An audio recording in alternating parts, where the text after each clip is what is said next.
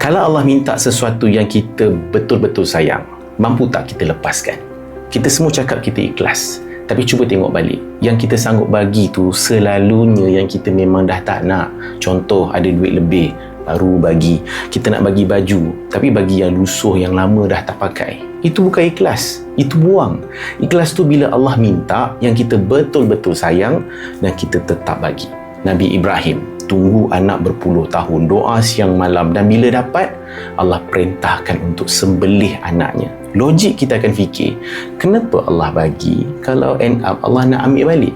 Tapi Nabi Ibrahim tak tanya soalan tu sebab baginda faham apa yang kita selalu lupa, hakikat kehidupan. Kita tak memiliki apa-apa pun. Anak bukan kita yang punya, kita cuma tukang jaga.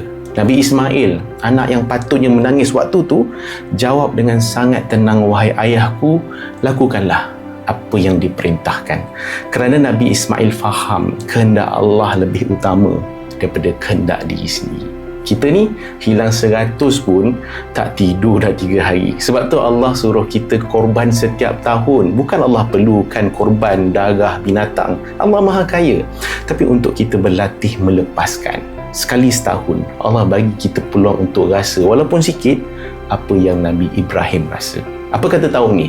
Kita bagi diri sendiri peluang untuk belajar tentang ikhlas. Melalui ibadah korban bersama My Qurbani, kita ada ruang untuk berlatih melepaskan sesuatu yang kita sayang sambil kita berkongsi rezeki dengan saudara kita yang memerlukan. Sikit demi sikit.